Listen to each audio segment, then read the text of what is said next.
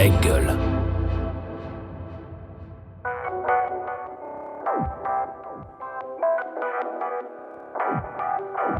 Oh shit, it's time for the featuring podcast, bro.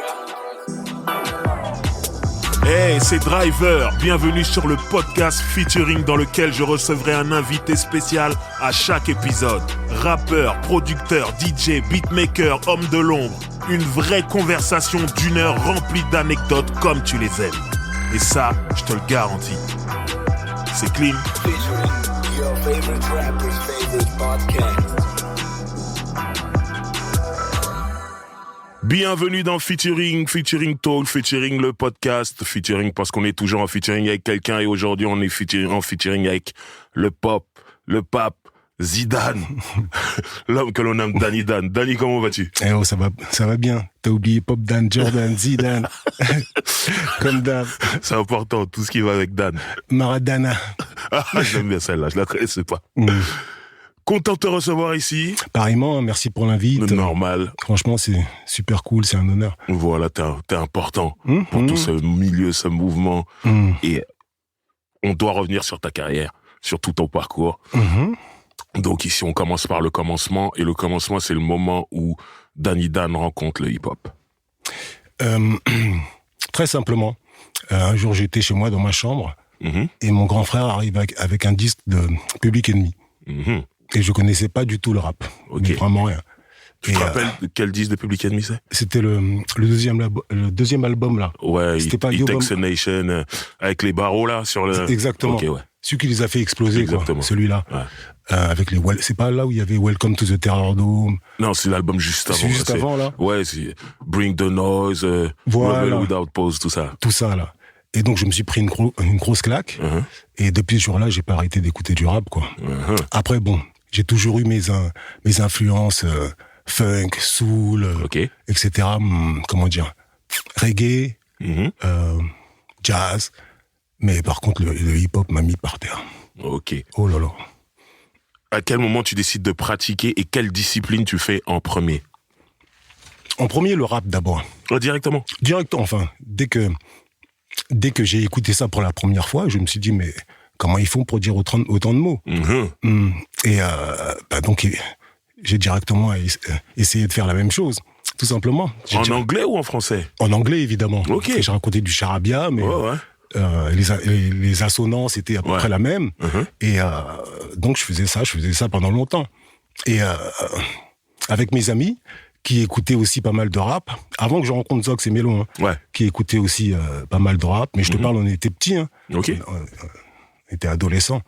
Et comment dirais-je, le but était on écoutait un disque et le but était d'imiter le rappeur avec nos mots. On faisait du franglais, et celui qui imitait le mieux était celui qui avait la couronne, quoi. Était celui qui était le plus fort. Et après, au fur et à mesure, on s'est mis à remplacer des mots français. Ouais. Et après, au fur et à mesure, on était petits, comme je te dis, l'émission Dina Style est arrivée. Et c'est là qu'on a vu qu'il y avait des rappeurs. On n'était pas les seuls à faire ça comme ça, mais il y avait des rappeurs français qui étaient très bons, avec du rap français, etc. Qui faisaient totalement en français, à 100%. Okay. Donc pareil, quand on a entendu ça, le but était de faire comme eux. Ouais. Et d'abord, on répétait ce qu'ils faisaient. On répétait, et celui qui répétait le mieux était celui qui avait gagné. Voilà. Donc, je faisais ça. Ok, tu te rappelles un peu de cette période à Radio Nova, les rappeurs que t'aimais le plus, et ceux que t'aimais imiter, justement? Oh là là. Bon, évidemment, Lionel D, avec son impro, mais c'était juste impossible. Ah, ouais. Voilà. Sinon, les New Generation MC. Bien sûr. Évidemment, les mecs de Sarcelles, Stomy, Passy, il y avait mon gars Moda. Bien sûr. Moda, avec qui enfin, on a participé. On va en parler après de Moda, c'est obligatoire. Après, j'ai même l'impression que Moda c'est pas lui qui nous a fait nous rencontrer? Si, bien sûr. C'est bien ce que je me disais. C'est pour ça que je t'ai dit, on va obligatoirement en parler après. Voilà. Mais ouais. Mais laisse-moi faire une petite parenthèse. Ça fait un moment que j'ai pas eu des news de Moda. Ouais. On dirait qu'il est parti en Afrique. Je sais pas du tout. Moi, je le vois pas, mais j'ai des nouvelles par d'autres personnes. On me dit qu'il est là et qu'il va bien. Oh, ça m'étonne pas qu'il soit là. Ouais, non, moi, on me dit qu'il est là. D'accord. Donc voilà. Mais bon, tu sais que t'es un des rares de cette période-là. Tu vois, tu me parles du Dynastyle de Radio Nova. T'es un des rares, je me demande même si t'es pas le seul, qui me dit j'ai commencé le hip-hop par la danse. Sydney, Achipa, Chopé. Tu m'as pas parlé de ça, tu m'as dit direct le rap. Ah oui. Et voilà. T'as pas eu une période de danseur? Évidemment. Okay. Évidemment. Bon, évidemment, comme la plupart des gens qui écoutaient le rap, surtout à cette période-là. Désolé de parler encore de période, mais comme c'était tout nouveau, en même temps, je me suis pris le rap, le graffiti et la danse. Et quand t'écoutes du rap, tu bouges dessus, tu regardes les clips, tu les vois tourner sur la tête, tu restes là. Voilà. Et ça donne envie d'essayer de faire la même chose. Et je suis assez longiligne, je peux faire toutes sortes d'acrobaties. En plus, à l'époque, j'étais bon en athlétisme, j'adorais faire ça. Okay. Et donc, la danse En plus, j'aimais beaucoup aller en boîte. Okay. Et quand tu vas en boîte et tu danses bien, on te remarque. Je vois ce que tu veux dire. Donc je me suis mis dans la danse, mais pas... Après, vite fait, je me suis mis au graffiti. Ouais. Très vite. Je sais que c'est important pour toi, ça. Oui, j'ai pris je continue à essayer d'imiter le rap, etc., mais le graffiti était beaucoup plus simple à faire, quoi. C'était beaucoup plus simple. Ton premier tag, c'était quoi? Windsor. Ok. Comme le prince. La classe. Le côté ego trip était déjà là. Ok. Et Windsor. Après, j'ai longtemps tagué woke, genre éveillé, genre. Et c'est très à la mode aujourd'hui. Peut-être. Aujourd'hui. Bon. Voilà, mais t'es en avance. Et si on va big up à tous ceux qui. T'es en avance. Un truc comme ça et comment dirais-je. C'était assez facile, il suffisait d'avoir une bombe ou bien un stylo. Un Posca. Voilà, et j'ai toujours beaucoup dessiné. Ok. Voilà, donc après, c'était assez... Je me suis mis au tag. En fait, je faisais tout en même temps.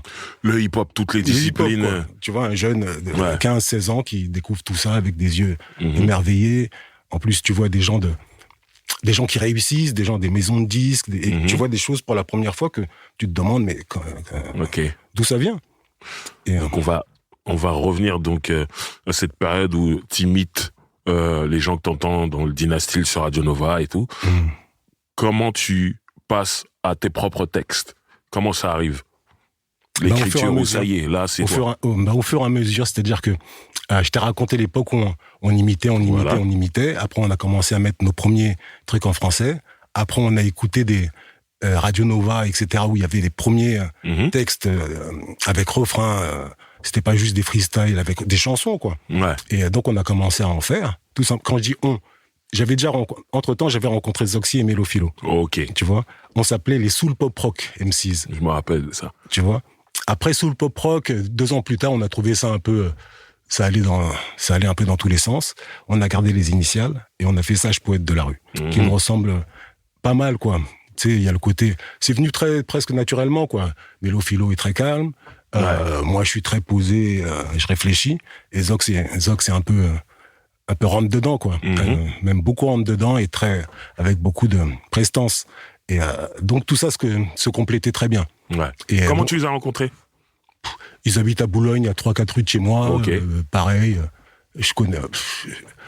On avait plein d'amis communs. Voilà, ça, moi, ce qui m'intéresse, c'est comme une période, c'est pas comme aujourd'hui, il y a énormément de rappeurs partout. Ah oui. Là, c'est une période où il y a très peu de rappeurs. Donc, est-ce qu'il y a quelqu'un qui a dit, ouais, tu rappes, j'ai mon pote là-bas qui rappe et mettez-vous ensemble? Est-ce que c'est ça qui s'est passé? Pas exactement comme ça. C'est-à-dire que,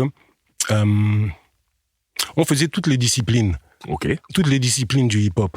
Et celui qui la faisait le mieux avait plus ou moins une petite réputation, à un autre niveau. Tu vois? Et donc, le cousin de Zox, un jour, on s'est croisés, je connaissais bien le cousin de Zox, et il nous a présenté.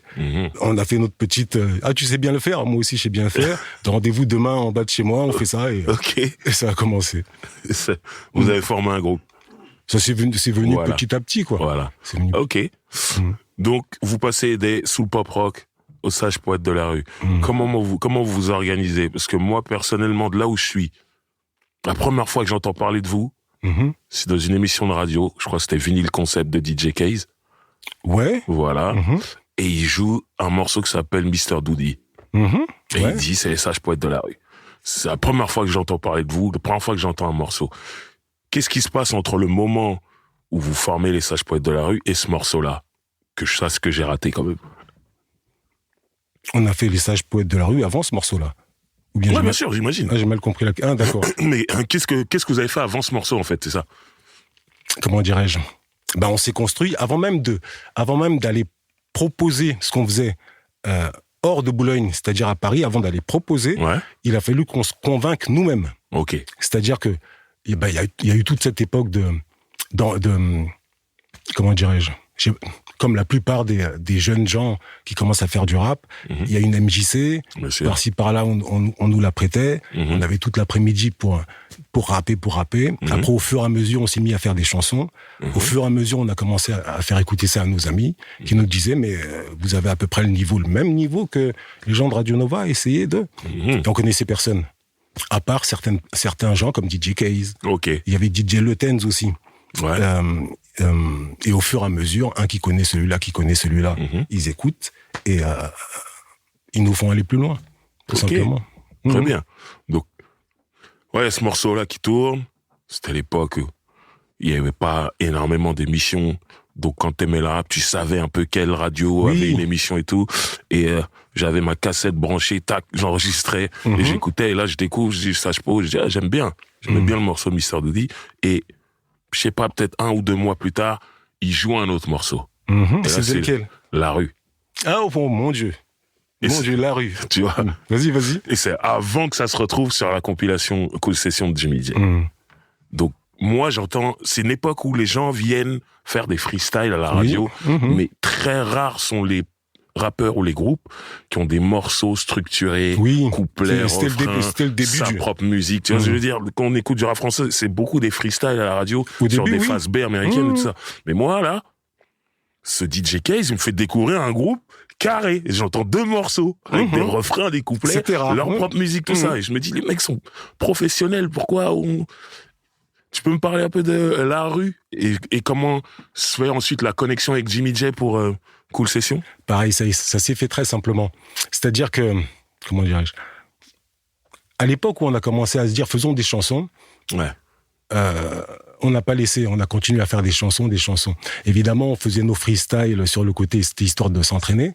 Et quand il y avait un passage qui était bien, on gardait ce passage de manière à... que ce soit moi qui fasse un bon passage, Zoxy ou Mélophilo, on gardait ce passage comme, comment dirais-je, comme squelette, et après on se gravait dessus. Ça, c'était vraiment au début. Au fur et à mesure, on a commencé à avoir des chansons structurées, mais on rappait que sur des instruments américains. Voilà. Après, au fur et à mesure, en se débrouillant, Zox et Mélo ont pu avoir un sampler. Et ce qui était très compliqué à l'époque. Ce qui était très, très rare. Et je crois même que c'était acheté de...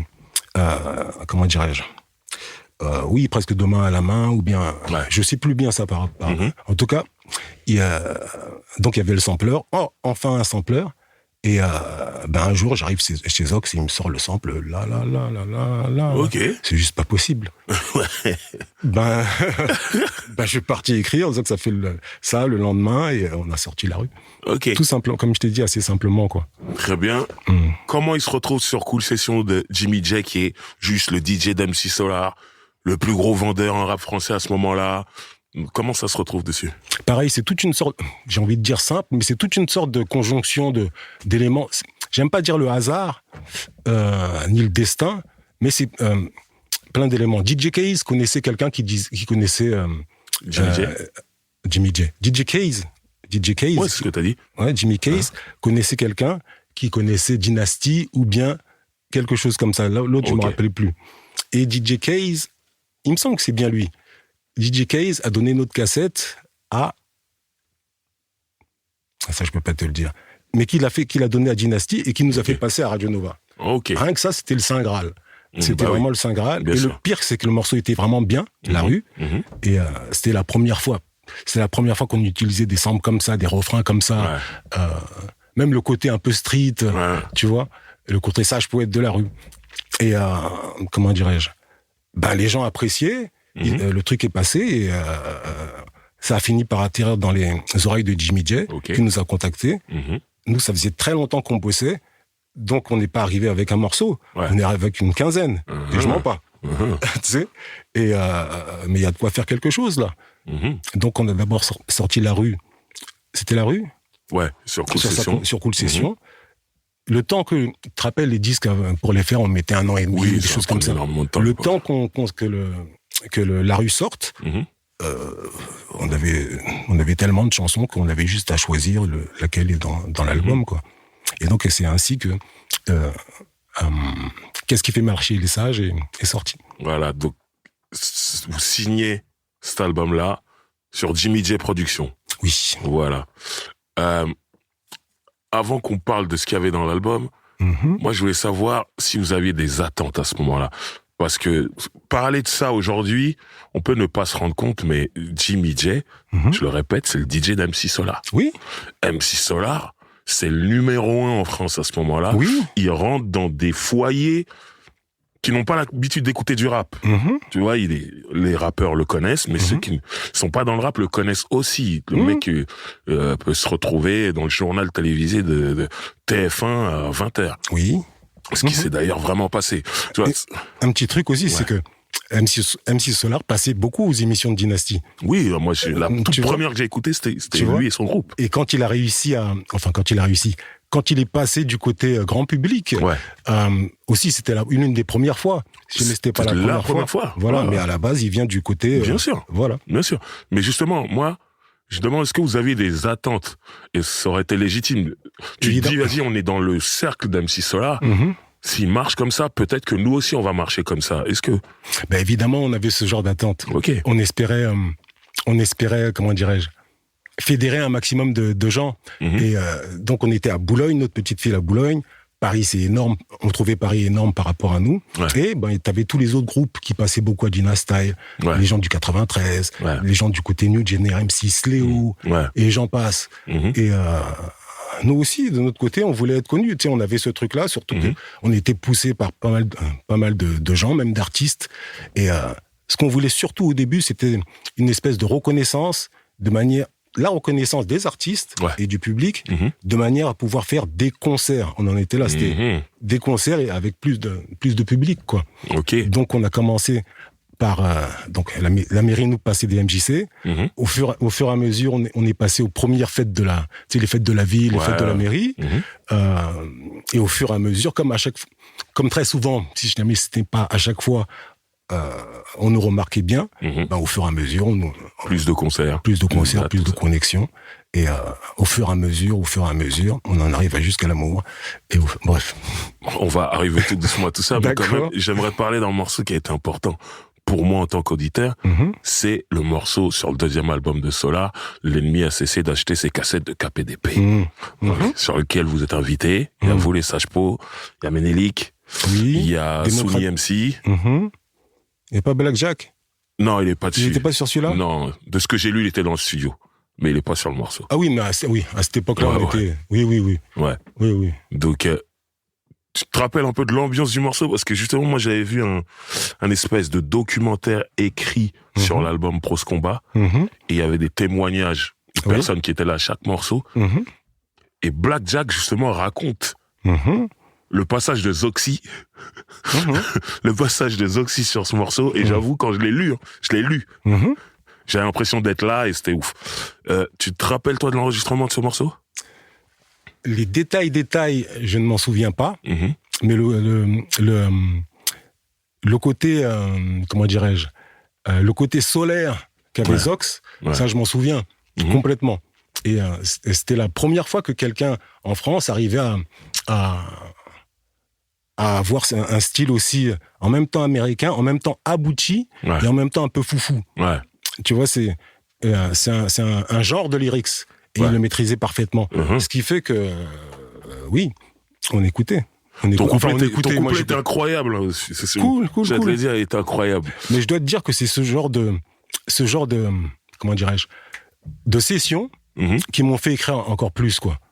Tu vois ce que je veux dire? Ce truc d'être en compétition avec des gens, compétition fraternelle. Bien sûr. Mais il y a plusieurs rappeurs. Voilà. Tu veux sortir du lot. Voilà. Donc tu dois... Il faut y aller, quoi. Bien sûr. Enfin, il faut y aller. C'est là aussi que j'ai remarqué que il ne s'agit pas d'avoir une rime et t'es content. Il s'agit qu'elle soit belle. Donc une fois qu'elle est belle, il s'agit qu'elle fasse réagir. Une fois qu'elle fait réagir, il faut qu'elle fasse vraiment, vraiment réagir. Et tu vois, moi, c'est pour ça que je dis ce morceau-là, il est important. Et je sais pas si pour vous, les Sages Pots, il y a eu un avant et un après ce morceau. Je sais pas, mais moi, c'est là, par exemple, que je découvre vraiment ton style avec les comparaisons. Il y avait beaucoup de comparaisons de ta façon d'écrire. C'est vraiment dans ce couplet-là. Et je vais te dire la vérité. Quand le morceau sort, Zoxy, je me le prends tout de suite. Je comprends. Solar, je me le prends tout de suite aussi. Je comprends. Toi, c'est un retardement, en fait. Oui. J'ai pas capté tout de suite, et des mois plus tard, je réécoute, je dis, oh, l'enfoiré. Je vois. Il y avait plein de bombes cachées. Tu vois ce que je veux dire? Et je sais pas, en fait, comment t'as développé cette façon d'écrire-là? Je sais pas. Est-ce que t'es conscient que t'es différent? Parce que c'était important, ça, à l'époque, d'être différent. Est-ce que t'es conscient que t'es différent quand tu fais ça? Là, je vais te dire oui. Ok. C'est-à-dire que cette affaire de faire des coms, de se comparer, de comparer tout et n'importe quoi, de pouvoir comparer une fleur à je sais pas moi, un politicien, j'ai fait exprès parce que personne ne faisait ça. Et j'avais remarqué aussi que aux States, il y avait pas mal de comparaisons. Tu vois, et je me dis, mais ça existe pas ici. Ou IPMD, c'est des trucs qui faisaient beaucoup. Donc j'ai essayé, et j'ai vu que ça faisait réagir, comme je t'ai dit tout à l'heure. J'ai forcé le trait, ça réagit beaucoup. Ben, laisse-moi passer la nuit. Et là, les mecs disent, oh Dan, c'est toi qui as sorti ça. Oui, c'est bien moi. Parce qu'il y a, là je vais vraiment faire le rappeur, hein, mais il y a différentes lectures. Des fois il y a le flow, tu vas rester bloqué sur le flow du rappeur. Des fois il y a son texte, tu vas rester bloqué sur son texte. Quand tu arrives à bloquer sur les deux, c'est que le travail est réussi. Mais tu vois, par exemple, moi sur L'ennemi a cessé d'acheter ses cassettes de KPDP, ton couplet, je reste bloqué sur le flow. J'aime beaucoup comment ça sonne, je dis ah ouais, on dirait un américain. Mais ça fait que je m'intéresse pas aux lyrics tout de suite, et c'est plus tard. J'écoute, je me dis attends, qu'est-ce qu'il a dit, je remets. Sur ce morceau? Sur ce morceau, s'il faut, je fais l'info juste pour faire kiffer les nymphos. Je me fais tant de touffe que l'on pourrait m'appeler afro. J'ai dit, oh mais ça, je l'ai compris après. Sérieux? Parce que sur le moment, j'ai entendu juste je dis, ok, le flow. Mais en vrai, il y a un texte aussi derrière. J'ai essayé, oui. Mais c'était fou. Et je trouve que, pour moi, c'est la naissance du Danny Dan qu'on connaît après. C'est sur ce couplet-là, pour moi. Possible. Mais c'était vraiment... Si jamais tu dis naissance, non, je dirais c'était l'embryon. Ok. L'embryon. Ok. Par rapport à... C'est à peu près à cette période-là que j'ai réalisé que plus tu... Un peu comme du sport, que j'ai réalisé que le rap c'était un sport, c'est plus t'en faisais, plus tu maîtrisais ce que tu faisais, et plus tu le maîtrisais mieux, et plus il y a un truc un peu exponentiel, quoi. Et, mais pour faire ça, il s'agit pas de se dire, ok, je vais m'enfermer et je vais y aller, non. Ouais. Il faut aimer ça. Bien sûr. Tu vois ce que je veux dire? La passion. Voilà, il faut aimer ça, c'est-à-dire que il y a une espèce de, comment dire, j'ai pas envie de dire jouissance, mais il y a une espèce de satisfaction intérieure quand tu arrives à trouver une belle rime. Oh, tu peux dire jouissance. Hein. Il y a une espèce de satisfaction, et surtout quand tu as eu du mal à la trouver. Quand tu as trouvé un bon truc, même si jamais tu étais sur le point de t'arrêter, et finalement tu la trouves, ben c'est reparti pour 2 heures. Bien sûr. Tu vois, et là, il y a un certain kiff qui fait que tu as envie de recommencer et de recommencer à voir. Le seul problème, c'est que tu le fais 2, 3, 4 fois, les mecs te disent, bon, ça y est, t'es bon, ça y est, on a entendu, on a compris. Ouais. Bon, vous avez pas encore tout compris. je repars. Ok. Tu vois. On va parler donc du premier album, Qu'est-ce qui fait marcher les sages, Sage Poète de la rue. Ça sort chez Jimmy J Productions. Alors, l'album sort, pour moi, c'est un classique du rap français, clairement. Cool. Quand l'album sort, je me le prends, mais de façon phénoménale. Je me le prends sur la durée, et pour moi, c'est un classique. Comment ça se passe pour vous, la promotion? Parce qu'au final, j'ai l'impression que c'est... parce qu'il y a marqué Jimmy J Productions, on pense à Solar. Oui. Et on pense à une promotion de dingue, une explosion et tout, mais au final, je trouve que c'était un disque indépendant, bien travaillé. Oui, complètement. Déjà, il faut te dire que, comment dirais-je, c'était notre premier disque. Donc notre vraie première, on va dire, apparition dans l'industrie. Ouais. On savait pas à quel point, on était jeunes, hein, on savait pas à quel point c'était j'ai pas envie de dire un combat, Mais en plus de faire de la bonne musique, il y avait tout un... Je peux pas dire microcosme ou bien... Il y avait tout un... Avant de sortir un disque, avant que le disque sorte et soit présenté aux gens, il se passe toutes sortes de compétitions. J'ai pas envie de dire bagarre, mais il se passe toutes sortes de choses qui peuvent t'empêcher de sortir ton album. Bien sûr. Et même artistiquement, on peut te mettre des bâtons dans les roues. Enfin, on a découvert que c'était pas si simple que ça. Ouais. Tu vois ? Donc, on découvre avec Jimmy J, on est avec Solar aussi. Ouais. On est un peu sous leurs ailes. Ouais. Tu vois ce que je veux dire ? Et comment dire ? C'était avec en distrib avec WMD, il me semble. Ouais, c'est ça. Et pour nous, sortir un disque était déjà un accomplissement. Bien sûr.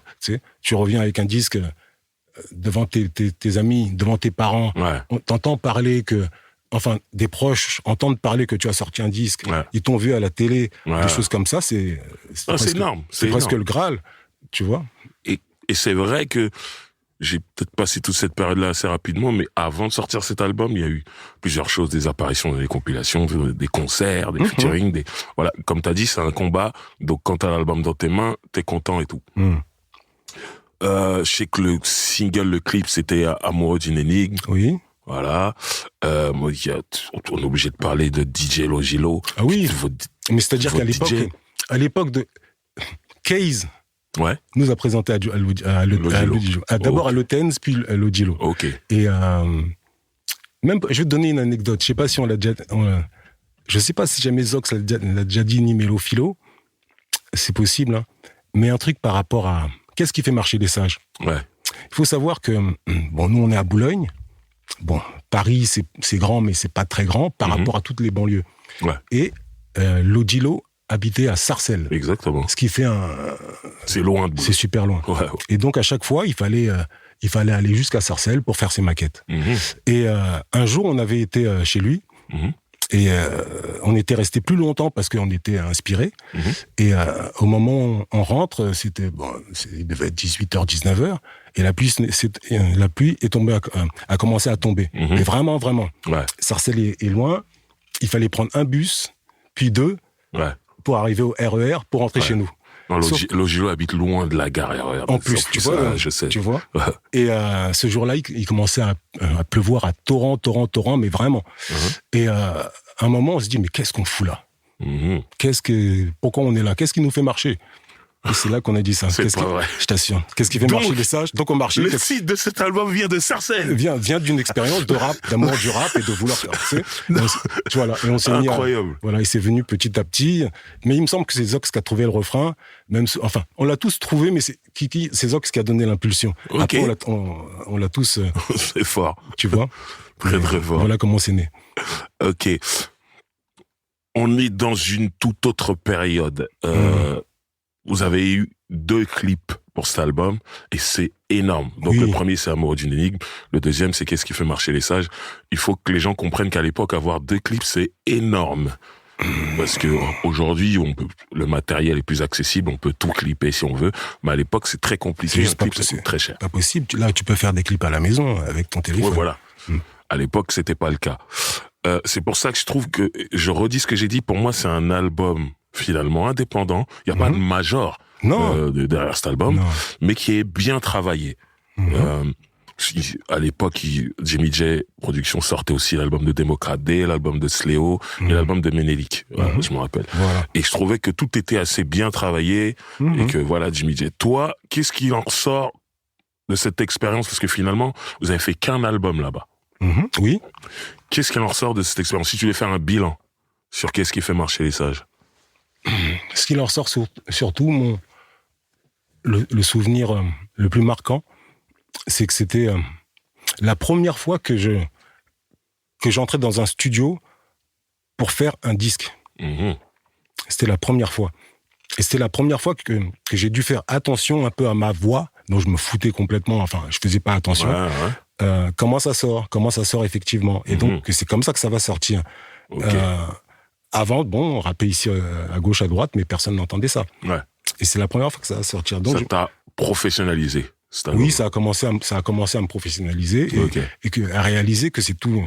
Pareil, dans un studio, il y a tout un univers à découvrir et surtout à maîtriser. Tu vois.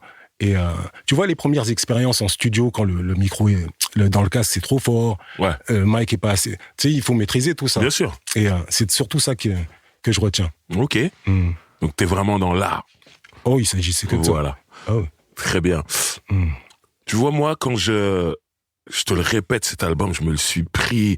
C'est un des albums de rap français que je connais le mieux. J'ai vraiment énormément écouté, vraiment. Et je prenais la tête à tous mes potes d'écouter. J'ai été un ambassadeur pour vous dans mon coin, d'accord. vraiment. Elle est belle. Et pour moi, vous étiez important. Vous avez fait, pour moi, des bons scores pour un album indépendant. Et je me disais, obligatoirement, le prochain album, il y a une major qui va venir vers eux et ils vont signer là-bas. Et ils vont sortir leur deuxième album là-bas avec des plus gros moyens et tout ça, machin. Et c'est pas ce qui s'est passé. Non. Vous avez fait votre deuxième album en indépendant. Je crois la distribution, c'était Edel, si je ne me trompe pas. Exactement. Donc, je parle de Jusqu'à l'amour. Est-ce qu'il y a eu des propositions des gens qui sont venus vous voir quand même, des majors qui sont venus vous voir après Qu'est-ce qui fait marcher les sages pour produire votre deuxième album? Le truc, c'est, ce que je veux savoir, c'est est-ce que vous l'avez sorti en indé parce que c'est ce que vous vouliez ou parce que vous n'aviez pas le choix? Parce que tu parles de Jusqu'à l'amour. Hein. Oui. En plus, j'ai peur de te dire des conneries, mais il me semble que c'était une licence. Ok, possible. Ouais. Il me semble que c'était une licence et comment dirais-je, on avait plus ou moins été conseillé. Vous devriez aller par là-bas. Ok. Ce serait plus facile, mais le directeur artistique aime beaucoup le rap, il aime beaucoup la rue, etc. Et il a une oreille ouverte. Ok. Tu vois, donc on lui a fait écouter. Il connaissait déjà ce qui s'était passé avant, et c'était parti, quoi. Tu sais. Après, on n'avait pas encore ce côté aller chercher la meilleure major, etc. On voulait, parce qu'en plus, une fois qu'on a sorti Sage Poète on a sorti Qu'est-ce qui fait marcher les sages, cette passion, cette envie de créer, c'est quintuplé. C'est-à-dire que, et je ne mens pas, hein, quand on a fait Jusqu'à l'amour, on aurait pu faire 3 doubles albums. Ah ouais. Je mens vraiment pas. Est-ce que c'est pas la période où vous avez votre propre studio en plus? Oui, ça commence. Et c'est pour te dire. Ça change tout aussi. C'est pour te dire, c'est-à-dire que aller à un studio, c'était difficile. Et là, on avait un studio à côté. Donc, on dormait dedans. Il était dans Boulogne même. À côté, pas loin. Je faisais 2 rues et il était là. Voilà. Juste en dessous de Zox, c'est chez Mélo. Okay, il était là à côté. Voilà. Et à notre disposition, on faisait ce qu'on voulait. Et donc, on y a été. Et donc, là-dedans, on a vraiment développé. En fait, je le dis souvent ça, mais avec Qu'est-ce qui fait marcher les sages, on ne faisait que se mouiller les pieds. On ne faisait que goûter. Voilà. Et avec Jusqu'à l'amour, on a pris une. Parce que tiens, je sais quand même à préciser que c'est un double CD. Oui. Donc il y a énormément de morceaux. On aurait pu en faire beaucoup plus. Voilà. Sincèrement. Okay. Oui. Très bien. J'aimerais qu'on fasse un petit flashback, justement, t'en as un petit peu parlé tout à l'heure. Moda, Ticaret, et toute cette période-là. Donc, moi, je sais que, comme je disais tout à l'heure, je te rencontre par rapport à Moda. Moda qui vient de Sarcelles, comme moi, qui était dans le groupe Ministère Amer, qui quitte le Ministère Amer, qui monte un binôme, un duo avec Dan de Ticaret. Exact. Voilà, ça devient Moda et Dan. Et ils créent leur propre studio dans la boutique de Dan Ticaret, dans le sous-sol. Et voilà, et moi, c'est une période où je suis beaucoup avec Moda. Je m'en souviens, oui. Dès que je sors de l'école, je vais chez lui, il a sa petite voiture, boum, on monte à Ticaret, et studio, moi, c'est clairement Moda qui m'a appris à utiliser le studio, ça veut dire les différentes pistes et tout ça. Moi, je rappais au kilomètre avant, je connaissais pas tout ça. Donc, c'est une période où j'apprenais. Et un jour, tu passes là-bas, parce que tu connaissais Moda aussi. Oui. Tu t'entendais bien avec lui, et il nous présente, et on va direct en bas, on fait un morceau. Tous les 3. Tu vois. Ça allait vite, ça allait Dès qu'un micro était allumé, c'est ça, on y allait. Voilà. Comment tu rencontres Moda? Ça, franchement, je sais plus. C'est un lien avec Cool Session? Parce que je sais qu'il est sur Cool Session aussi. C'est par là-bas. Et j'étais fan de Ministère Amer, et particulièrement de Moda. Ouais. Pour moi, ça a été un des premiers qui faisait attention, plus attention que les autres, à la forme de son écriture. Je suis d'accord. Et ça m'a intrigué beaucoup. Et je suis d'accord. Il me semble que Moda, je l'ai rencontré par soit par Jimmy J, soit par Atikaret. Parce qu'à cette époque-là, j'allais beaucoup à Atikaret. C'était à l'époque où il n'y avait pas beaucoup de vinyles partout, même à la Fnac, il n'y en avait pas beaucoup. Et si tu voulais du vrai hip-hop, il fallait aller là-bas. Exactement. En plus, à cette époque-là, j'avais laissé le tag, je peignais, je graffais. Et il fallait acheter des bombes, et ils en avaient aussi là-bas. Il y avait même des couleurs particulières, les crillons, les ci, les ça. Et donc, c'est comme ça que j'ai été. En même temps, je rappais. J'ai vu qu'en bas, il y avait plein de disques et plein de... Comment dirais-je, d'instru surtout. Je te rappelle, les maxi, il n'y avait pas l'instru. Phase B. Voilà, il n'y avait pas l'instru. Et j'ai vu qu'il y avait les instrus sur les trucs américains. Voilà. Et donc, j'allais tout le temps en bas et je rappais. Au fur et à mesure, on s'est connus bien avec Dan. Et c'est là que on s'est croisés. Très bien. Et il sort un premier projet indépendant qui s'appelle Ça se passe comme ça. Oui. Sur lequel il y a un morceau de lui, Moda, avec vous, les sages poètes de la rue, qui s'appelait L'attitude nègre. Je me rappelle que ça avait bien tourné, ça aussi. Et je me rappelle de toute l'effervescence qu'il y avait à Tikaret, parce qu'à ce moment-là, Moda et Dan préparaient une compilation avec tout ce qui était la nouvelle école de cette époque-là. Donc en vérité, juste t'étais un rappeur, tu traînais là-bas, tu rencontrais des gens. Et ça, c'était complètement fou. Mais toi, je trouvais que t'étais... Enfin, c'était clair, avec Sage Poète de la rue, vous étiez plus avancé que quelqu'un comme moi. Et je me rappelle j'en parle souvent, mais je me rappelle de ce jour où tu m'as dit, Driver, j'aime bien ce que tu fais, donne-moi ton numéro. Et c'était l'époque où on n'avait pas de portable, c'était les fixes, chez les parents, tout ça. Avec le téléphone. Voilà. Voilà. Et tu m'as dit, si j'ai quelque chose, si j'ai un plan pour toi, je t'appelle. Mais moi, dans ma tête, je dis, les gens qui disent ça, une fois qu'ils sont partis... Ils parlent trop. Voilà.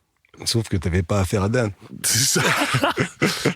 et un jour, tu m'appelles, tu me dis, bon, on fait la mixtape de Lunatic. C'était l'époque où vous produisiez Lunatic, les sages poètes de la rue. Avec Cut Killer. Cut Killer était... Il était déjà sur la montagne. Oh là là, il avait un game de mixtape incroyable. Quand t'étais sur une tape de Cut Killer, t'étais au top. Tout le milieu t'entendait. Tu me dis, voilà, on fait la mixtape spéciale Lunatic, viens rapper dessus. Et comme disent les Américains, le reste, c'est l'histoire.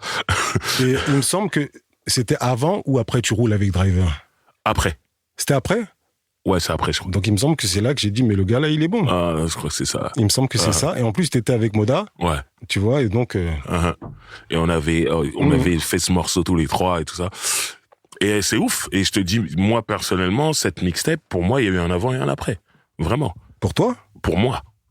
Et sérieux? Pourtant, je fais que 2 couplets dessus, tu vois. Mais c'était pas mal du tout. Ouais, non. Et je voulais te dire merci en direct. Oh, merci. C'est cool. C'est cool. Juste ça. Moi, j'ai envie de te dire merci aussi. Genre, il s'agit pas de s'auto-congratuler gratuitement, mais t'es l'un des premiers featuring que j'ai fait. T'es l'un des premiers feats. C'est parce que cet épisode de la mixtape de Lunatic m'a vraiment marqué. Et je me suis dit, si un jour j'ai l'occasion de sortir un album, j'invite Danny Dan dessus. Et c'est pour ça que j'ai eu ce deal chez Polydor et tout. Et je me souviens, moi, à l'époque, il y avait Skyrock. Oui. Qui jouait du rap français pour tout le pays. C'était une radio nationale. Et à cette époque-là, il y avait vraiment le pôle de Sarcelles, Secteur A, qui était ultra diffusé. Et le pôle de Marseille, Côte Obscure, IAM, tout ça, toutes les Funky Family, Troisième Œil, qui étaient ultra diffusés. Il y avait les NTM qui étaient au milieu, tout ça. Mais vraiment, Sarcelles, Marseille, c'était vraiment 80% de ce qui tournait sur Skyrock. Et moi, je me souviens que la maison de disques m'a dit, bon, tu viens de Sarcelles, invite des mecs de Sarcelles, et qui tu veux comme Marseillais. En gros, c'était, vas-y, t'invites Sarcelles et Marseille sur ton album. J'ai dit, je veux Danny Dan des sages poètes de la rue de Boulogne-Billancourt.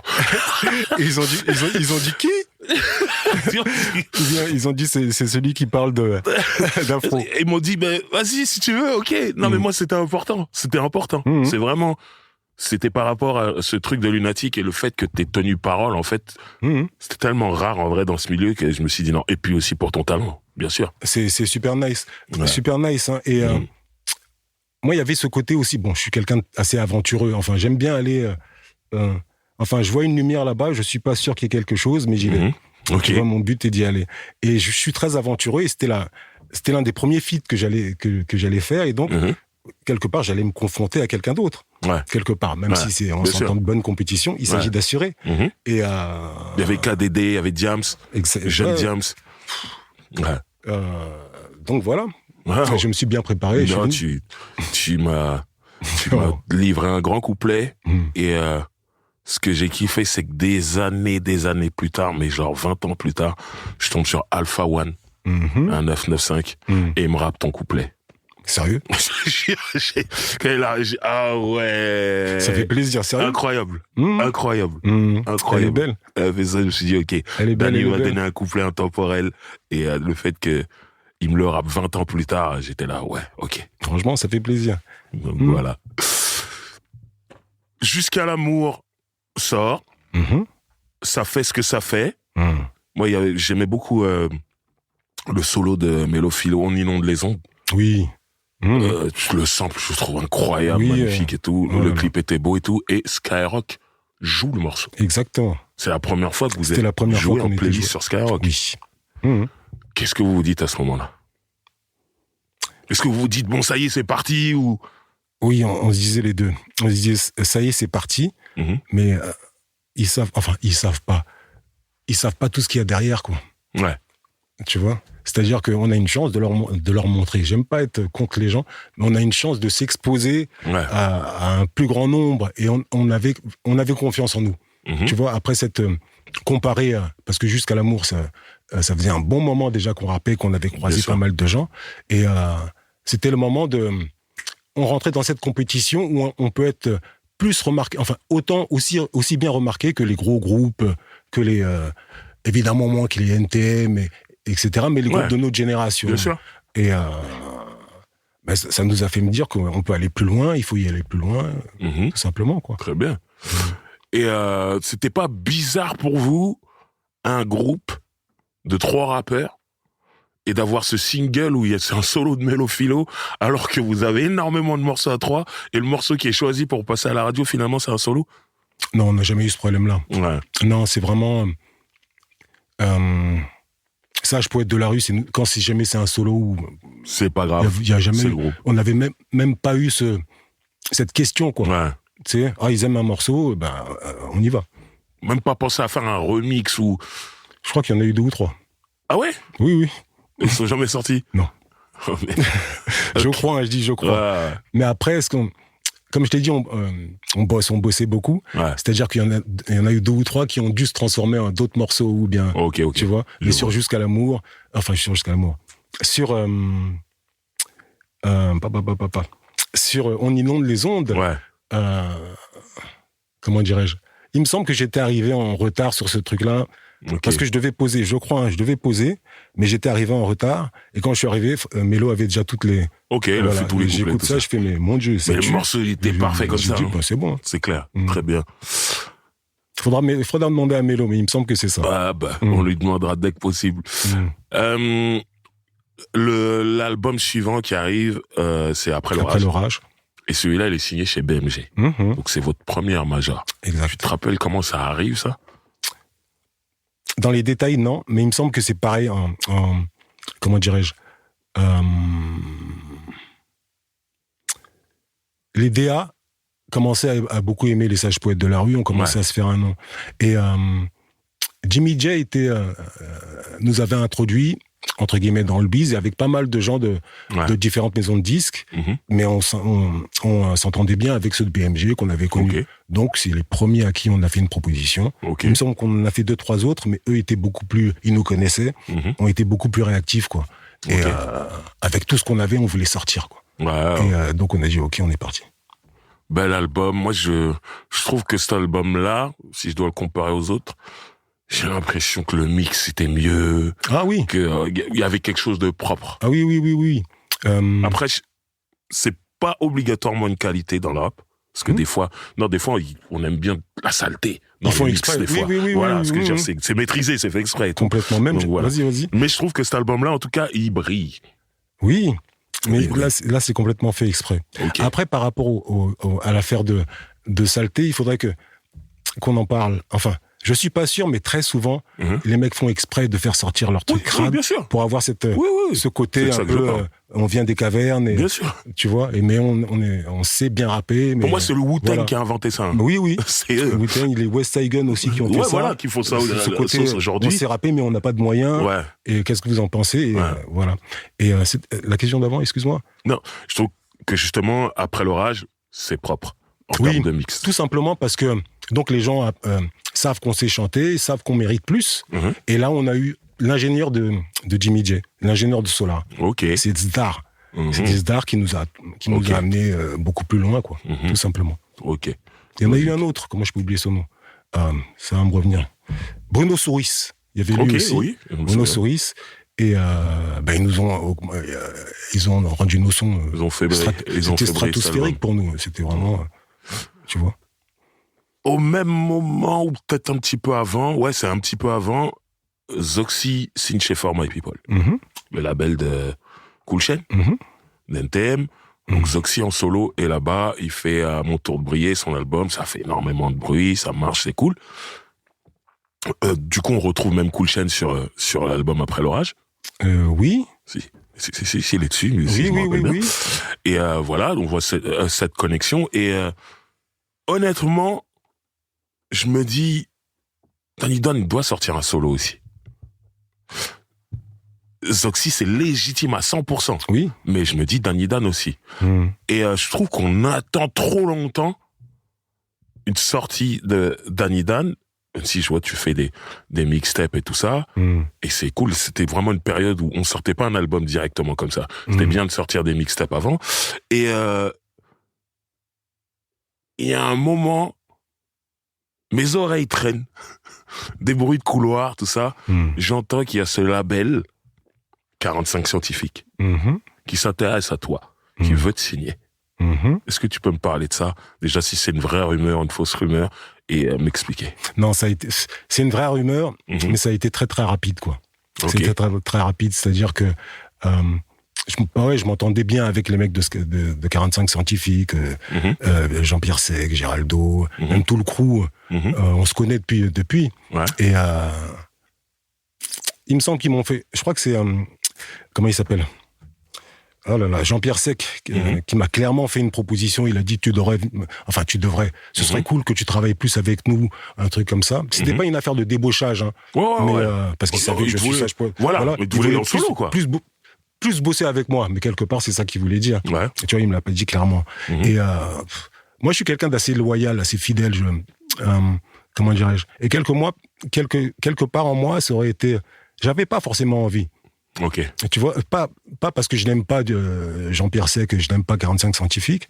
C'est que il nous restait tellement de choses à faire. Il y avait tellement de choses. Au moment où il m'en parle, je ne sais pas combien de morceaux attendent d'être sortis, etc. J'ai dit oui, restons en contact, mais là, pas maintenant. Ouais. Tu vois. Mais ce que je veux dire, c'est que Zoxy, il a bien signé son solo chez For My People, et ça a pas posé de problème. Du tout, non. Voilà, c'est rien. Jamais. T'aurais pu, en vérité, faire un solo chez 45 scientifiques sans que ça pose de problème.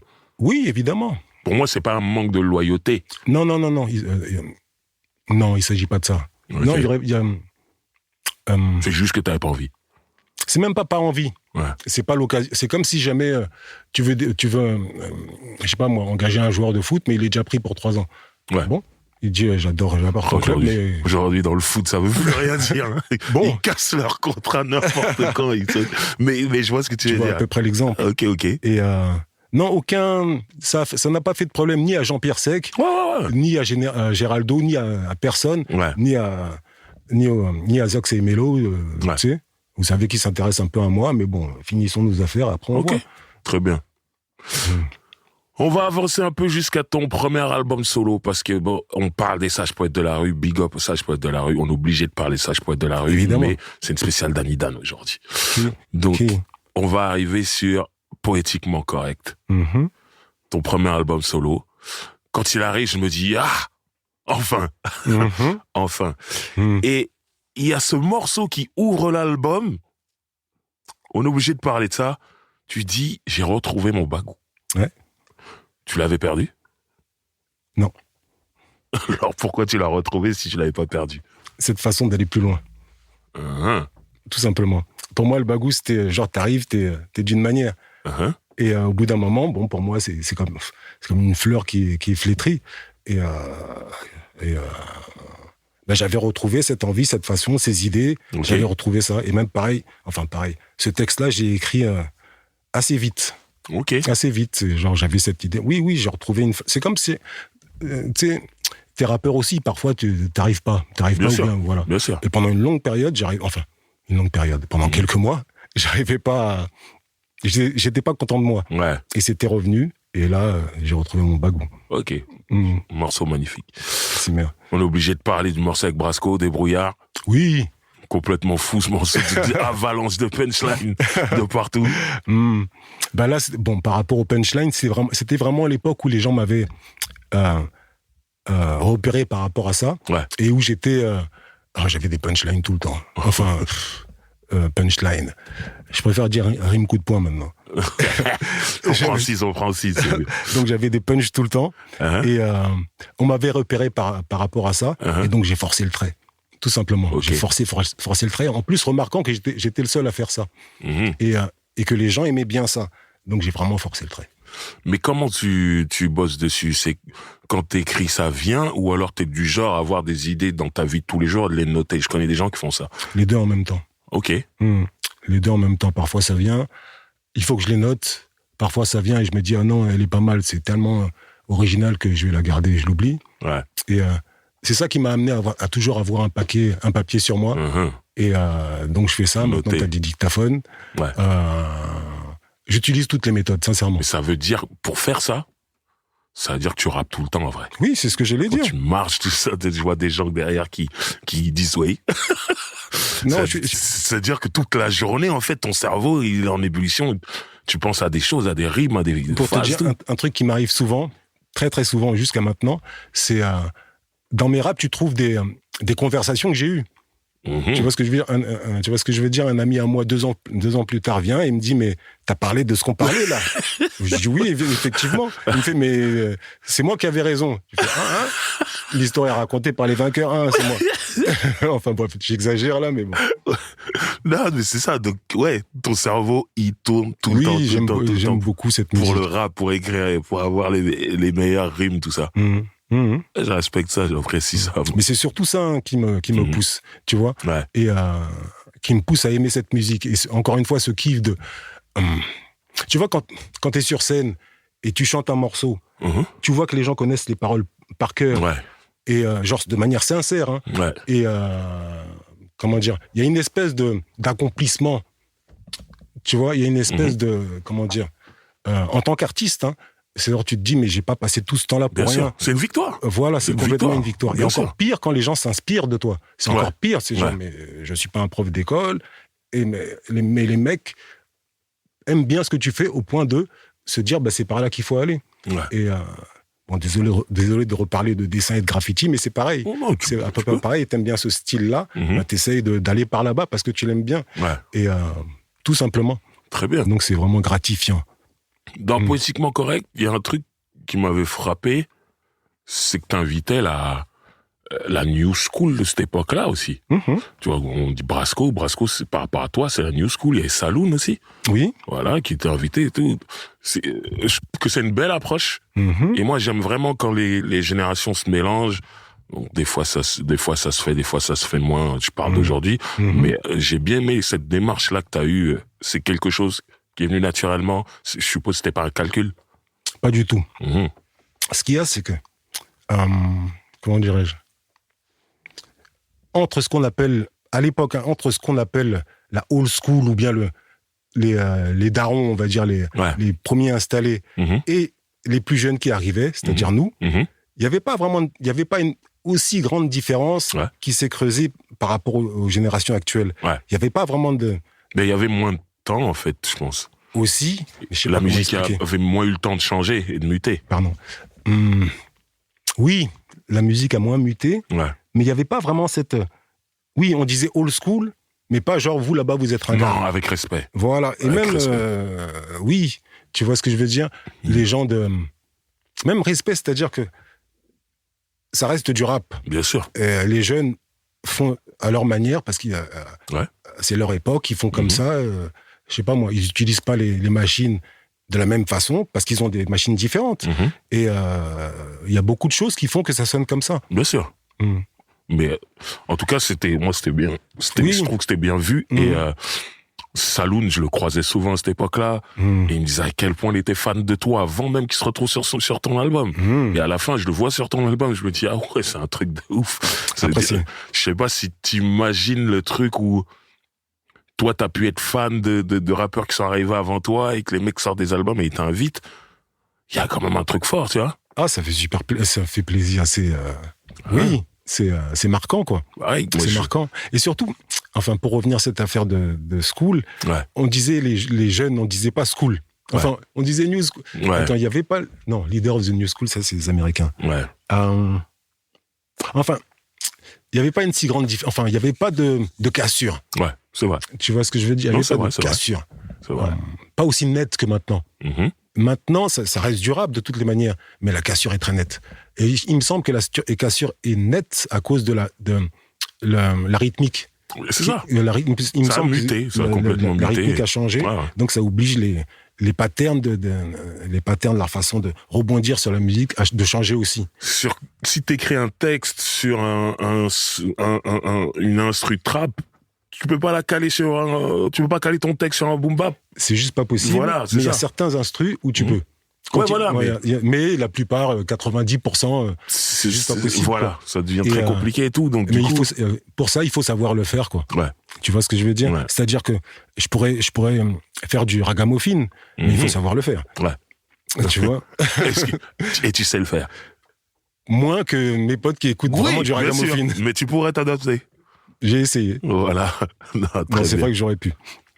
T'as sorti un deuxième album un peu plus tard, en solo, à la régulière. On va dire que ça a été pris comme un album, mais à la base, je voulais faire un mini-album. Ok. À la base, je voulais 8 titres. Ok. Et comme à chaque fois... tu t'en remportais, t'avais trop de matériel. À chaque fois. Voilà.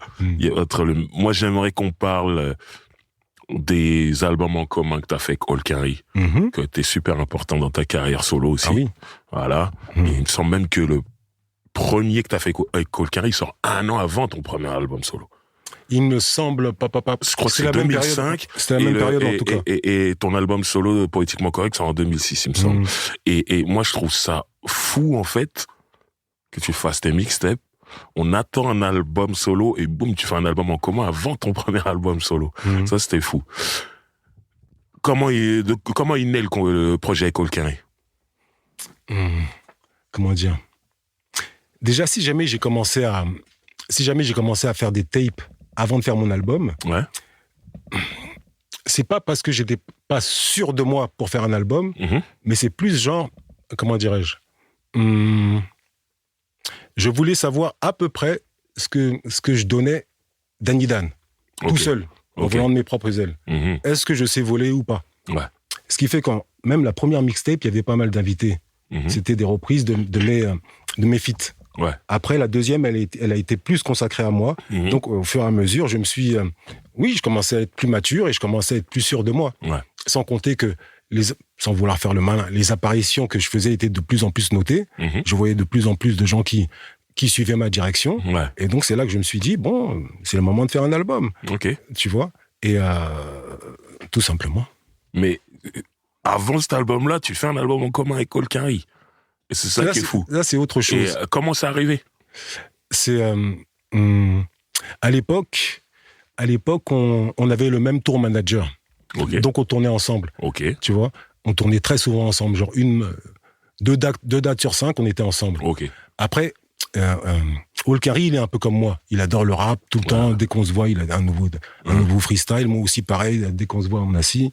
La date d'après, t'as ci, t'as ça. On nous voyait rapper tout le temps. On rappait tout le temps pendant les balances. On fatiguait les balances.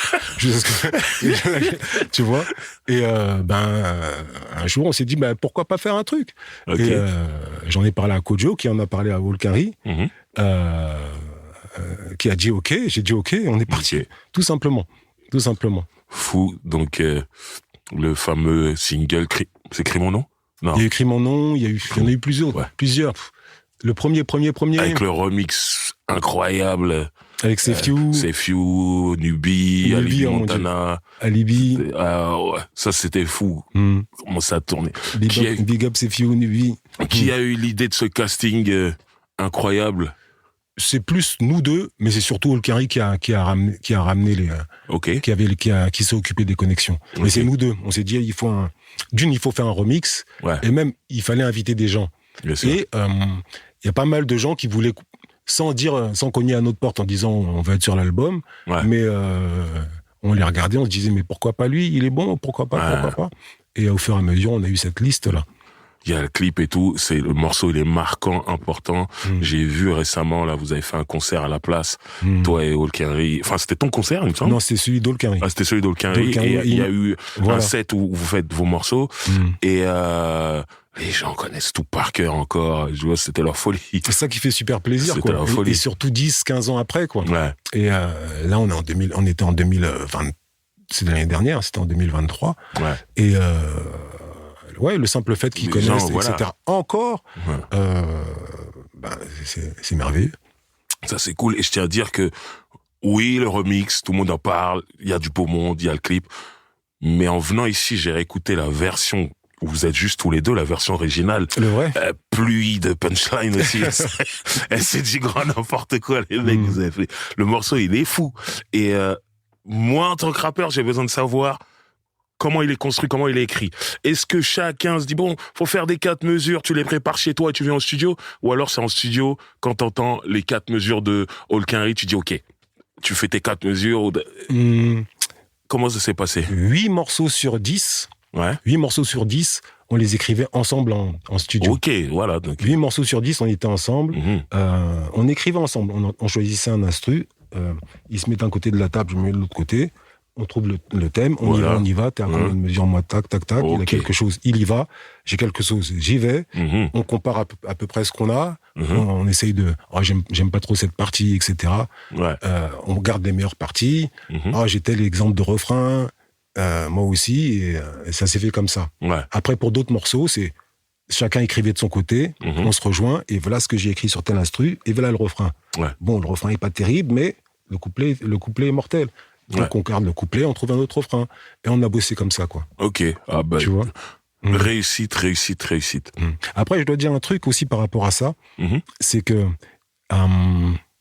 c'était la première fois que, à part avec Zox et Mélophilo, c'était la première fois que je faisais ça avec quelqu'un d'autre, quoi. Quelqu'un qui n'est pas de mon crew. Ouais. Donc quelque part, il y avait une espèce de, pas de compétition, mais de compétition fraternelle. C'est-à-dire qu'il il s'agit pas d'être plus fort que l'autre, il s'agit que la chanson soit la meilleure possible. Et après, qui est-ce qui a souqué le plus fort? Ouais, bien sûr. Non, mais ça c'est le rap, c'est normal. Il y a rien de méchant et de mauvais là-dedans. Voilà. Mais tu vois, tu me parles de cette alchimie qu'il y a eu entre toi et Olkari. Olkari qui fait pas partie de ton crew, il y a un autre rappeur avec qui t'as une alchimie, j'aurais bien vu un album à l'époque, c'est avec Manuké. Ah oui. Ah ouais. Manuké, on en parlait aussi, quoi. Et il me semble que c'est soit lui, soit toi, ça a été un de mes premiers featuring. C'est soit lui, soit toi, la première personne qui a dit, ah non, j'aimerais bien rapper avec le grand, là, il me semble que c'était, tu vois, mon pote Manu et moi. Fla. Exactement. Elle était incroyable. Après, il faut que je réécoute. C'est soit toi, soit Manuké, soit avec Moda, l'un des trois. Tout ça, c'était la même période. En plus, oui. Voilà. Et pour continuer dans ces projets en commun, à un moment, t'as annoncé un album avec Moda. Oui. Qui sera appelé Moda et Dan. On change de Dan. Oui. Ça devient toi. Et qui est jamais arrivé. Vous avez commencé cet album? On avait commencé, mais de loin. C'est-à-dire que on avait commencé à parler d'instru, quel genre. On avait commencé à s'échanger des couplets, mais on avait dû faire un morceau et je sais pas, c'est la vie qui nous a un peu. Il me semble qu'il était parti en Afrique. Il est revenu. Moi aussi, j'étais parti en Afrique. Okay. J'étais revenu et c'est bon, c'est le cours des choses qui a fait que ça s'est pas fait, mais bon. Ok. Très bien. J'ai parlé tout à l'heure de Alpha One. Je sais qu'il y a Nekfeu aussi. C'est des gens qui ont une belle carrière aujourd'hui et qui te citent souvent. comme une de leurs inspirations. Tout à l'heure, j'ai parlé de Saloon qui s'est retrouvé sur ton album. Et il y a énormément de rappeurs plus jeunes que toi qui te citent comme étant une inspiration. Déjà, j'imagine que ça doit faire plaisir. Oui, évidemment. Mais est-ce que tu te dis pas, toi, Danny Dan, est-ce que j'aurais pas pu avoir une plus grosse carrière que celle que j'ai? On se le dit toujours, évidemment. Mais sincèrement, je me le dis sans aigreur. Ouais, bien sûr. Sans aucune aigreur, quoi. Je garde toujours en moi ce truc que des mecs qui s'inspirent de moi sont des superstars aujourd'hui. Bon, éventuellement, je peux faire la même chose, mais il y a des choses que j'ai moins bien faites. Il faut que tu vois, ce que tout le monde essaye d'être le plus connu possible et passe par les chemins qui leur conviennent. Certes, ils sont passés par moi, mais moi aussi, je suis passé par d'autres. Et chacun a sa carrière et chacun prend les influences qu'il veut. Moi, le seul truc où je les remercie beaucoup, en plus de m'avoir suivi, c'est que ils n'ont jamais hésité à dire qu'ils s'inspirent de moi. Et ça, tu te rappelles de l'époque où on disait que quelqu'un pompait, même on disait pompait, s'inspirait du mec, on disait Sucker MC, t'es un pompeur, et c'était pas possible. Tu vois ce que je veux dire? Et les choses mais les gens disaient non, je pompe pas, tu vois ce que je veux dire? Les gens mentaient, alors qu'on voyait très bien que tu pompes. Ils disaient, j'écoute pas de rap français, j'écoute que du rap américain. Je connais pas celui-là, alors que t'as pompé le mec. Voilà. Et après, au fur et à mesure, ça a changé. Et maintenant, c'est même le mec, il dit, oui, je me suis inspiré de tel mec. Et à partir du moment, c'est de l'inspiration, c'est-à-dire que c'est assumé. Il part sur ton truc et il fait son truc derrière. Moi, je peux qu'applaudir. Pareil, à partir du moment où le mec il dit, oui, j'ai beaucoup écouté, j'ai été inspiré, mais il a fait son truc. En plus, il cite mon nom dans son truc. Je ne peux que dire Simer. C'est parfait. Est-ce que pendant toute ta carrière, que ce soit en groupe ou en solo, tu t'es occupé du business autour de ta musique? Non. Voilà. J'ai toujours laissé ça à d'autres gens. Est-ce que tu as un regret par rapport à ça? Oui. En fait, oui et non. Ok. C'est quand... Après, c'est par rapport à moi. Mais je peux pas aller complètement dans deux choses à la fois. Et quand je dis complètement, c'est comme j'ai été dans le rap. C'était juste... Tu sais, quand tu crées... T'es dans un monde complètement, t'es dans un monde virtuel. Tu peux, c'est pas, il y a pas de logique. Et une fois que t'es complètement dans ce monde-là, tu reviens au niveau tout ce qui est entre guillemets administratif. Et j'ai du mal, quoi. Et même ça m'embête. Donc, il faut se remettre en question, se l'avouer et déléguer la tâche à quelqu'un d'autre, quoi. C'est comme si jamais j'allais dans un studio d'enregistrement, je sais comment doit sonner ma chanson, je prends la place de l'ingénieur. Il s'agit pas de ça. Ok. Là, je comprends. Quand je te pose cette question, tu me dis oui et non. Là, tu m'expliques pourquoi. Oui, je comprends pourquoi tu t'es pas intéressé au business. Mais maintenant, le côté regret. Pourquoi t'aurais dû plus t'intéresser au business? C'est pas un regret. Ok. C'est pas un regret. Et c'est même pas le business. Ou bien, c'est mélangé entre le business et l'art. C'est-à-dire que je ne cherchais pas forcément à être une superstar. Ok. Je cherchais à avoir le meilleur lyrics possible. Ok. Tout simplement. Ok. Tout simplement. Voilà ce qui m'importait. Voilà. Donc t'as réussi. Ouais, maintenant il s'agit de s'élargir. Donc voilà. Donc ok, on a compris, tu sais paieras. Voilà. Bon. Est-ce que tout le monde peut chanter tes paroles? Il va falloir. Et c'est là qu'il y a un problème entre toujours garder ce côté très pointu, tout en étant. C'est là que c'est très dur. Tout en étant assez simple, il me semble. Voilà. Et c'est intéressant ce que tu dis, parce que moi, je me souviens quand même, à l'époque, quand tu disais Sage Poète de la rue, et les gens du hip-hop, tout le monde savait qui vous étiez, vous identifiez, connaissez votre musique. Quand tu sortais du milieu du rap, t'allais dans un truc un peu plus mainstream, le nom disait quelque chose, mais pouvait pas chanter vos chansons. Parce que c'était trop compliqué? Non, c'est qu'il y a ce truc où en fait, vous avez jamais été mainstream, en vrai. J'ai l'impression que vous étiez à la porte.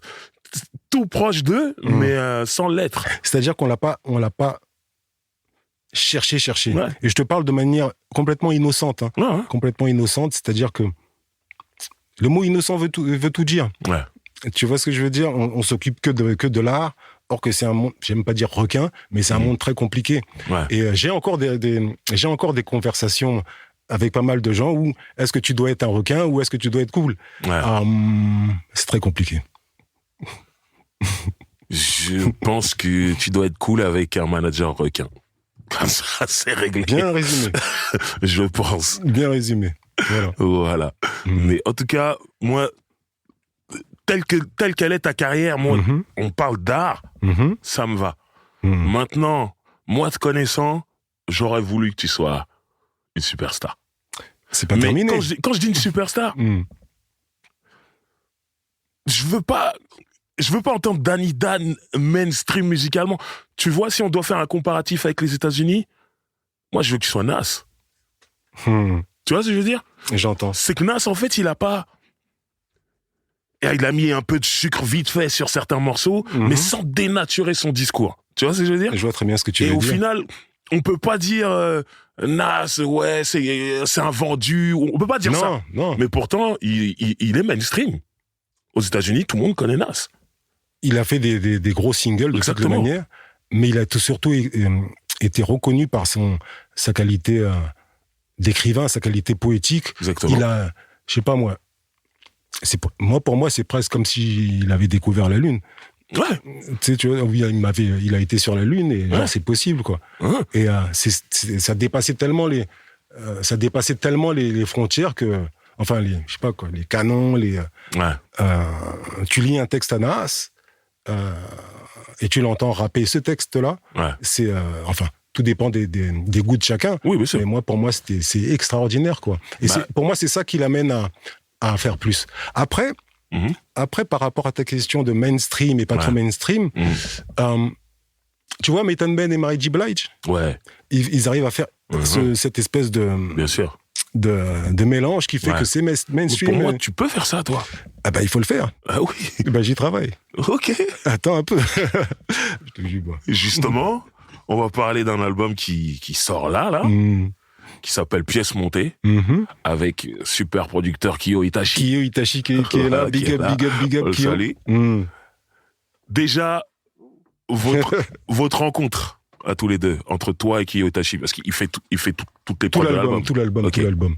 Et ça s'est fait simplement aussi. C'est-à-dire que Kiyo Itachi, j'en entendais parler par rapport à des groupes américains. Je voyais, à l'époque où Wes Saigon est sorti, et qu'on l'a vu développer son équipe, son écurie, sur des morceaux que j'aimais bien, je voyais que produit par Kiyo Itachi. Mais tu sais que c'est un Français à ce moment-là ? Non, je sais pas. Et c'est 2-3 mois plus tard, on me dit celui qui a fait ça, c'est un Français, c'est un Renoir, il est antillais, c'est un Français. Je fais, qu'est-ce que tu racontes ? Oui. Okay. Le mec avec le masque là, oui. Et un jour, il me contacte. Ah, c'est lui qui te contacte ? Enfin, je sais plus comment. Oui, c'est lui qui me contacte. Il était en train de préparer sa mixtape. Je sais plus s'il passe par mon assistante ou par moi directement, mais bon, on est en train de parler au téléphone, et il me sollicite pour sa compile. Moi, j'aimais bien son travail, et en plus, ça faisait longtemps que j'avais pas été invité sur quelque chose. Ben, j'ai dit oui, allons-y, tu vois. Et donc, ça s'est très bien passé. Après, toi, me connaissant un peu, et par rapport à tout ce que je viens de te raconter, j'ai demandé d'autres prods qui me correspondaient de plus en plus. Et surtout, ce qui m'a plu, c'est que quand je lui demandais un style de prod, il me le donnait exactement tel que je voulais. Parle ton langage. Oui. Et ça m'a plu encore plus. Et c'est comme ça qu'au fur et à mesure, Kiyo m'a dit, mais pourquoi on ne ferait pas un album ? J'ai dit directement, on peut faire un album. J'ai dit, mais pourquoi pas ? Parce que surtout, comme tu dis que... Un peu comme quand tu dis que j'aurais pu être plus mainstream ou des choses comme ça. C'est pas un regret, mais je sais que j'aurais pu avoir une meilleure qualité au niveau des prods. Tu vois ? Et il me fallait... Tu sais qu'on a reproché ça à Nas aussi. Oui. Tu es Nas français, décidément. Oui. Ok. Mais là, j'avais trouvé à nouveau le même genre d'alchimie que j'avais avec Zox et Mélo Philo. Okay. Ça me fait vraiment le même effet, quoi. À chaque fois que j'entends un nouveau son, j'ai envie de me lever et aller écrire. Ok. Et je mens pas quand je dis ça, sincèrement. Oh, très bien. Par exemple, je sais pas si tu as écouté l'album, mais il y a un morceau... Non, pas encore. Ah, tu devrais. Ouais. Le deuxième morceau, il y en a un qui s'appelle Maître des lettres. Ok. Tu vas voir de quoi je parle. Ok. Quand tu écoutes ensemble à Kyo, quand il te le balance, bon, tu t'assois d'abord et après tu te lèves et tu danses. Là, je suis en train de regarder et je vois, il y a un featuring Freeze Corleone. Et ça va exactement avec ce que je te disais tout à l'heure par rapport à Poétiquement Correct, où t'as invité la new school de cette époque-là. Là, pareil, t'es dans cette démarche-là. Comment ça s'est fait avec Freeze? À chaque fois, je dis assez naturellement. J'avais noté que Freeze, plusieurs fois, m'avait cité dans des textes. Ouais. Il met beaucoup de références dans ses textes, c'est vrai. Cool. Ouais. Et j'aime bien comment il rappe. Et au fur et à mesure, je le vois grandir comme ça. Je le vois prendre du poids dans l'industrie. Ouais. Et de plus en plus. Et en plus, il rappe super bien. Donc, je me mets à faire attention à ce rappeur-là. Ouais. Et donc, il était plus ou moins dans la liste des gens qu'on voulait inviter. Et, comment dirais-je, il connaissait des gens que je connaissais. Donc, on s'est... Vous êtes connecté j'ai essayé facilement. de le connecter. Et comme c'est quelqu'un de très... j'ai pas envie de dire cool, c'est une bonne personne. Ouais. C'est une bonne personne. Et il a dit, Dany, je respecte, oui, je viens. Cool. Très bien. Et tu vois. Et il s'est pas foutu de ma gueule, quoi. C'est-à-dire que il a demandé un pack d'instru. J'ai demandé à Kyo qui a dit Freeze Corleone, oui. Il a envoyé 4-5 morceaux. 2 semaines après, il a dit je veux choisir celui-là. Ok, j'envoie un couplet. 2 semaines après, il me renvoie un autre couplet. Ça y est. Incroyable. Il y a Alonso aussi. Comment ça s'est fait, ça aussi? C'est inédit pour moi comme connexion. Pour moi aussi. Ouais. En gros, je voulais un morceau avec un refrain un peu plus, comment dirais-je, en tout cas chanté, plus chanté tout en étant hip-hop, mais comment dirais-je, enfin hip-hop, évidemment qu'Alonso fait du hip-hop, mais plus, oui, j'essayais d'être un peu plus large, tu vois, et Alonso sait kicker. Il sait bien kicker. Et en même temps, il sait bien chanter. Et pareil, on a des connexions, on a des gens qui connaissent. Et on est passé par là, tout en passant par une voie très... à chaque fois, on fait les deux. On passe par des gens qui connaissent et après, en même temps, on passe par des voies très académiques, on va dire business ou de l'industrie en même temps, de manière à ce que ce qu'on fait soit bien... c'est pas de l'amateurisme, quoi. Alors, en même temps, bon, on est sérieux, quoi. Sens, tu vois. Les papiers sont signés. Voilà, et ça s'est passé comme ça aussi avec lui. Très bien. Très bonne relation, comme avec Freeze. Très bon. Et un nom que je ne connais pas, c'est Isaiah, c'est comme ça on dit. Ouais. Isaiah. Tu peux me parler d'Isaiah? Qui est Isaiah? J'aimerais bien que, dommage que même ça va venir que tu le découvres par toi-même, parce que c'est un diamant, ce mec-là. Ok. Il faudrait que tu écoutes la chanson. Il y a 2 chansons qui... Ouais, j'ai vu qu'il y en a 2. Voilà, il y en a une qui s'appelle Défâche-toi. Et c'est un genre de D'Angelo. Ah ouais. Il est vraiment très bon. Ok. Il est vraiment, vraiment très fort, quoi. Et je sais qu'il est en train de préparer des projets. Donc, big up à toi, Isaiah. On va suivre. Et écoute la chanson, tu vas voir. Je vais écouter ça. Le gars-là rigole pas avec un micro. Ok. Très bien. Et il y a cette pochette qui est incroyable. Où t'es donc en face de Kyo Itachi, vous êtes en train de jouer aux échecs. Mais il y a The GOAT sur le côté avec vous. Quel est le message que vous envoyez là? Il y a plusieurs messages. Tu peux le prendre de manière différente. Regarde, le simple fait qu'il y ait les GOAT, qu'il y ait les books, il y a ce côté-là. Genre, j'ai dit un genre, beaucoup de gens disent qu'on est les meilleurs dans notre discipline. Et donc, pourquoi pas, ok, pour les books. On est dans un rap game, tous les deux. On est dans le rap, c'est de l'art, mais en même temps, c'est une industrie. C'est un jeu. Donc, on joue tous les jeux on joue tous les jeux à ce jeu-là. Et, je sais pas si tu vois, il y en a un qui parle à l'autre. Ouais. Ça, c'est fou déjà d'avoir capté ce moment. Ouais. Il lui parle dans l'oreille. Voilà. Donc en gros, on communique et il s'agit de jouer et d'être bon. Donc en même temps, cette affaire de compétition fraternelle, je sors le meilleur beat possible et je sors la meilleure instru possible. Donc voilà ce que j'ai voulu transcrire. Ce qu'on a voulu transcrire, il me semble que Fifou a capté. Ok, c'est Fifou. Bravo. Très bien. On approche tout doucement de la fin de cet entretien, mais ici, on ne laisse jamais nos invités partir sans un cadeau. Sérieux ? Donc j'ai un cadeau pour toi. Le but, c'est que tu l'ouvres et que tu expliques au micro ce que c'est, parce qu'il y a des gens qui nous écoutent seulement en audio. Il y a la vidéo, ceux qui ont la vidéo vont voir, mais ceux qui écoutent en audio, faut leur expliquer. Donc je vais te le donner et tu vas nous faire ça. Va savoir. Pardon, on dirait un tableau.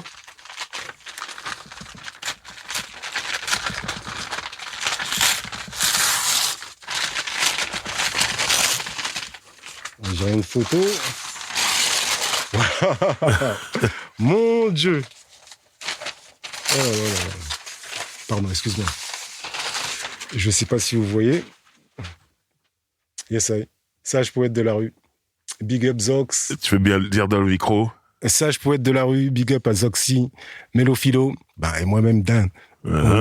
Yeah. Tu te rappelles de cette photo? Complètement. Ok. Complètement. C'est le jour où on a fait la pochette de Qu'est-ce qui fait marcher les sages. On l'a fait dans différents endroits, différentes poses. Okay. Et là, c'était l'un des endroits. Ok. Ouais. C'est pour vous, c'est pour toi surtout, mais merci beaucoup. Un bon souvenir. Ah ouais, elle est belle. Big up à Mélophilo et Zoxy, bien sûr. On vous attend ici. Le message est passé. Essaye. Et voilà, qu'est-ce que je peux te souhaiter? Déjà, moi, je vais dire ce que je souhaite, moi. Parce que là, tu sors cet album-là. J'allais t'en parler. Et j'aimerais que le prochain projet, il arrive rapidement. Voilà, parce que je trouve qu'il y a trop de temps entre les projets et ça m'énerve. Donc, ça, c'est la vie qui fait ça. J'imagine, mais j'aimerais qu'après ça, il y ait autre chose qui arrive vite. Est-ce que tu penses que c'est possible? J'ai pas envie de porter de poisse, mais je crois que oui. Voilà, ça déjà, c'est une belle chose. Je crois que oui. Qu'est-ce que je peux te souhaiter de bien? Déjà, en premier, c'est que le projet Pièce montée avec Kiyo Itachi fonctionne le mieux possible, que la critique l'encense, et que le public aussi, c'est-à-dire que les ventes suivent, ce qui nous permettrait d'aller encore plus loin. Bien sûr. Parce que, comme je te le dis, c'est comme avec les sages poètes, on a mis le tiers de tout ce qu'on a fait, de ce qu'on peut faire, c'est du 3%. Ok. Là, c'est la première fois c'est le premier projet que je travaille avec Kiyo. Ouais. Mais plus ça va, plus c'est costaud, plus on se connaît, plus c'est concis, plus c'est... tu vas... Enfin... Très bien. Tu écouteras ça. Moi, ça me plaît, tout ça. Avant de te laisser partir, j'ai besoin de quelques explications de texte, on va dire. C'est juste des mots, des noms que j'entends dans tes textes ou dans les textes de sages poètes de la rue. Et jusqu'à maintenant, je me dis, mais c'est qui, c'est quoi, de qui il parle, de quoi il parle? Midnight Run. Ah. Midnight Run, il me semble que c'est Tashi Barusha. Il me semble que c'est Tashi. Tu peux expliquer qui est cette personne pour vous? C'est Tashi Barusha est le graphiste qui a fait la pochette de Qu'est-ce qui fait marcher les sages et de Jusqu'à l'amour. Il me semble que c'est lui aussi qui a fait Après l'orage. Et bien, c'est lui qui a fait le logo de notre podcast featuring, on vient de me le dire. Ah ben, mortel. Incroyable. Mortel. Voilà. Le gars le bosse bien. Mais c'est à vérifier. Ok. Mais c'est à vérifier. C'est à vérifier. Mais il est beaucoup plus vieux que vous? Oh, à peu près la même génération. Parce que il y a quand même cette phrase de Zoxy, il dit les petits ne respectent même plus les gens qui ont l'âge de Midnight Run. Quand il a dit ça, je me suis dit mais il doit avoir 10 ans de plus que les sages pour dire ça, alors qu'en fait non, il a le même âge que vous. Non, pas le même âge que nous, c'est-à-dire que imagine à peu près quoi. Oh, imagine, je sais pas, moi j'étais en seconde, il était en terminale quoi. OK. Non, ça compte oui, quand on est jeune, à ça cette compte. À cette époque, mais il faudrait vérifier l'affaire de Midnight Run. OK. Éventuellement avant la fin, ça va me revenir ou bien bref. Un autre mot. Chololos. Oh. Chololo, c'est mes amis d'enfance quoi, c'est-à-dire que Chololo, c'est les premières personnes avec qui j'ai parlé quand je suis arrivé d'Afrique. Ok. Tout simplement. Ok. C'est les toutes premières personnes. Mais c'est un crew, quoi. Au fur et à mesure, on est devenu un crew. Ouais. Tu vois, mais au début, non, je te parle de vraiment se lancer des boules de neige. Ok. C'était nous, quoi. Ah. Là, c'était nous. Ok. C'était tout simplement... Très bien. Dany, je vais te laisser tranquille. En tout cas, merci pour ce moment. Oh, merci pour l'invite. Hein. Ça m'a fait plaisir de te voir. Toujours un plaisir. Je te redis encore une fois merci pour tout.